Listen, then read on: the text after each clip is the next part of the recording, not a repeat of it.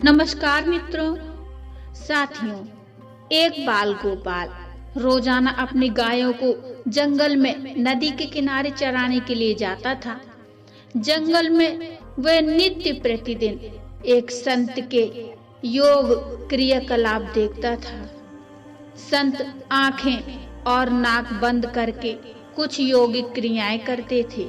एक दिन उससे रहा नहीं गया और वो उत्सुकता में आकर संत से पूछने लगा, बाबा जी, आप ये क्या करते हैं? उस बाल गोपाल के सवाल पर संत जी ने जवाब दिया कि वे इस तरह से भगवान से साक्षात्कार करते हैं। संत के प्रस्थान करने के बाद ग्वाला भी योगिक क्रियाओं को दोहराने लगा और इस बात का संकल्प ले लिया कि आज वो भी भगवान के दर्शन साक्षात करके ही रहेगा। अब ग्वाले ने अपनी दोनों आंखें बंद कर ली और नाक को जोर से दबा लिया। अब श्वास प्रवाह बंद होने से उसके प्राण निकलने की नौबत आ गई। उधर कैलाश पर्वत पर महादेव का आसन डोलने लगा। शिव जी ने देखा कि एक बाल गोपाल उनसे साक्षात्कार करने के लिए कठोर तप कर रहा है। उसके हठ को देखकर भगवान प्रकट हो गए और कहने लगे, वत्स, मैं तुम्हारी तपस्या से बहुत प्रसन्न हूँ और तुमको दर्शन देने आया हूँ। ग्वाले ने बंद आंखों से इशारा करके पूछा, आप कौन हैं? भोलेनाथ ने कहा, मैं वही भगवान हूँ जिसके लिए तुम इतना कठोर तप कर रहे हो।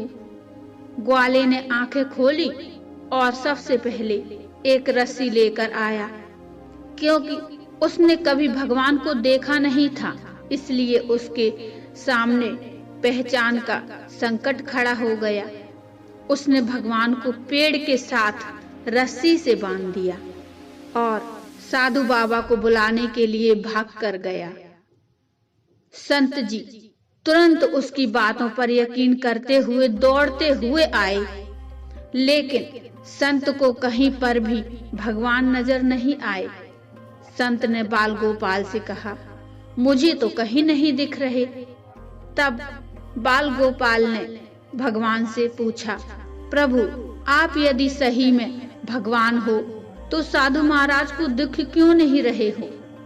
तब भगवान ने कहा, जो भक्त छल कपट रहित सच्चे मन से मुझे याद करता है, मैं उसको दर्शन देने के लिए दौड़ा चला आता हूँ। तुमने निश्चल मन से मेरी आराधना की, अपने प्राण दांव पर लगाए और मेरे दर्शन का दृढ़ संकल्प लिया। इसलिए मुझे कैलाश से मृत्यु लोक में तुमको दर्शन देने के लिए आना ही पड़ा।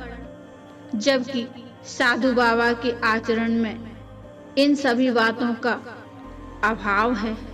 वे रोजाना योग क्रियाकलाप तो करते हैं, लेकिन उनके मन में अभी भटकाव है।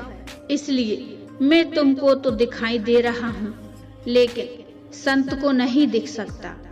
मित्रों, मन की निर्मलता ही ईश्वर तक पहुँचने का मार्ग है। भगवान को पाना है तो मन को निर्मल बनाओ, सरल बनाओ और छल कपट, द्वेष भावनाएं दूर भगाओ। इसी के साथ ये छोटी सी कहानी समाप्त होती है। मित्रों, कहानी यदि अच्छी लगी हो तो लाइक करिए, चैनल को सब्सक्राइब कर लीजिए और हाँ, बेल आइकन को यानी घंटी को जरूर दबा देना। मिलते हैं फिर एक और नई भक्ति में कहानी लेकर। तब तक के लिए नमस्कार। हर हर महादेव।